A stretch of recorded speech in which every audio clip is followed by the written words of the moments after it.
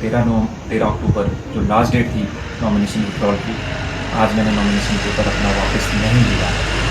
मैं खड़ा था और खड़ा रहूँगा 30 अक्टूबर तक, आपके आशीर्वाद से, आपके मार्गदर्शन से। सियासत के इस रंज की सुलह नहीं, सबकी निगाहें इस बार चेतन बरागटा पर है।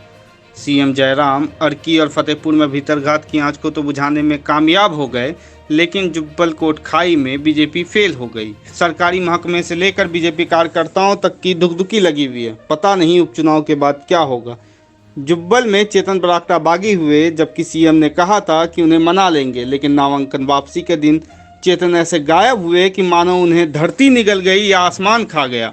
बीजेपी ने अपनी पूरी फोर्स चेतन को खोजने में झोंक दी। गांव समाज में चेतन की खोजबीन जारी हुई, फोन की घंटी बजने लगी, मगर चेतन का कुछ अता पता नहीं चला। बागी ने बगावत से पहले ही ठिकाने का बंदोबस्त कर लिया था। बीजेपी अपने बागी कार्यकर्ता को शहर में ढूंढने में लगी रही। दूसरी तरफ बागी ने अपना ठिकाना बिहार में बना लिया और तब तक वहीं बैठा रहा जब तक चुनाव आयोग ने यह ऐलान नहीं कर दिया कि अब नामांकन वापसी की समय सीमा समाप्त होती है।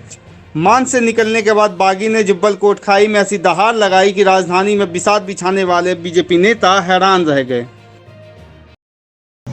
8 अक्टूबर को खड़ा पत्थर में जिस तरह की सुनामी आप लोगों ने हम पूरे क्षेत्र को दिखाई दी, जैसा जन समर्थन और जैसा आदेश आप लोगों की तरफ से मेरे को आया था, मैंने 8 तारीख को नॉमिनेशन फाइल किया था।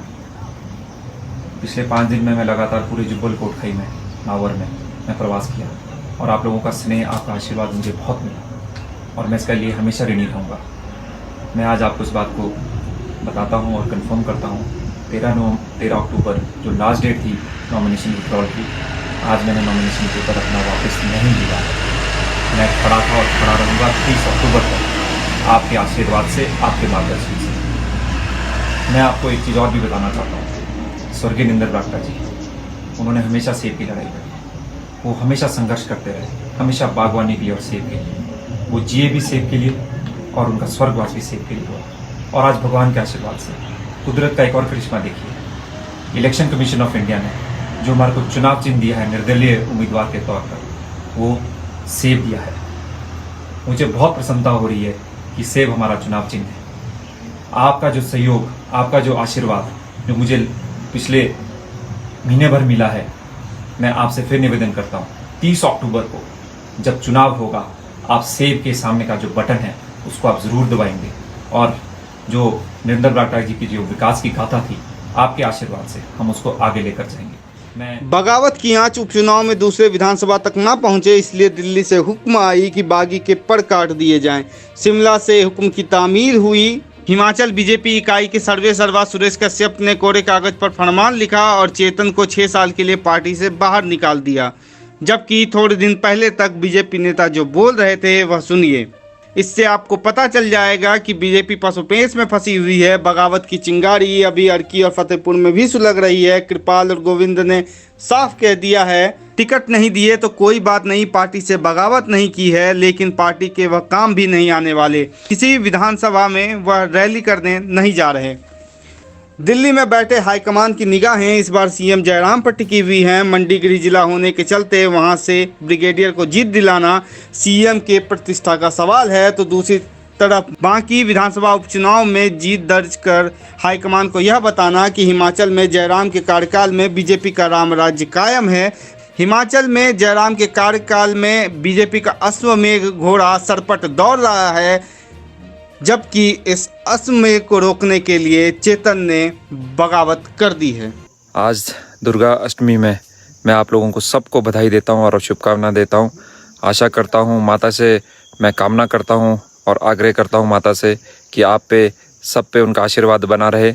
आप इसी तरह से आगे बढ़ते रहे, आपकी सबका स्वास्थ्य अच्छा रहे। और मैं आप लोगों से सबसे ये भी आग्रह करता हूं कि आपका जो आशीर्वाद जो मुझे मिल रहा है, ऐसे ही मुझे आगे भी मिलता रहे। बागी ने बगावत के साथ ही सीएम के एक सिपहसालार पर आरोप भी लगाए हैं। चेतन ने कहा कि उनका टिकट परिवारवाद के कारण नहीं काटा है, बल्कि एक सोची समझी राजनीति के तहत उनका टिकट काटा गया है। उनका कहना है कि इसकी परतें धीरे धीरे खुल रही हैं। चेतन ने कहा वे जल्द ही सारी बातों का खुलासा जनता के बीच जाकर करेंगे। चेतन ने कहा कि मेरे पिता के निधन के 15 दिन बाद ही मुझे बीजेपी के शीर्ष नेताओं ने फील्ड पर उतार दिया था। 3 महीने तक पार्टी का उम्मीदवार बनाकर पूरे जुब्बल कोटखाई में दूल्हा बनाकर घुमाया और उसके बाद में उन्हें हटा दिया। मालूम हो कि चेतन बरागटा के समर्थन में जुब्बल कोटखाई की बीजेपी आ गई है। कई कार्यकर्ता खुलकर चेतन बरागटा के समर्थन में आ गए हैं। जुब्बल कोटखाई का मुकाबला बेहद दिलचस्प हो गया है। त्रिकोणीय मुकाबले में जहां कांग्रेस में कोई भी भीतरघात की खबर नहीं आ रही, वहीं बीजेपी की तरफ से बगावत की आंच सुलग चुकी है। देखना दिलचस्प होगा कि जुब्बल कोटखाई में बीजेपी अपने इस बागी के पड़ को कितना काट सकती है और उपचुनाव में जीत दर्ज कर सकती है या नहीं। पिया तो रखे सा अभिमान, पिया तो बीती यादों से नाता सहेजना सीखा, हाथ थाम कर जिनके चलना सीखा, गिरने लगती जब तो उनसे संभलना सीखा। पिया तो रखे सा अभिमान, उनकी डांट से खुद को तराशना सीखा। पिया तो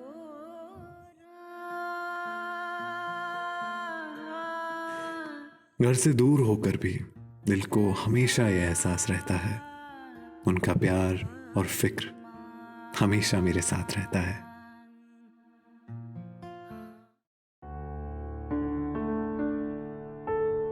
भूषण ज्वेलर्स, अनमोल रिश्तों के लिए।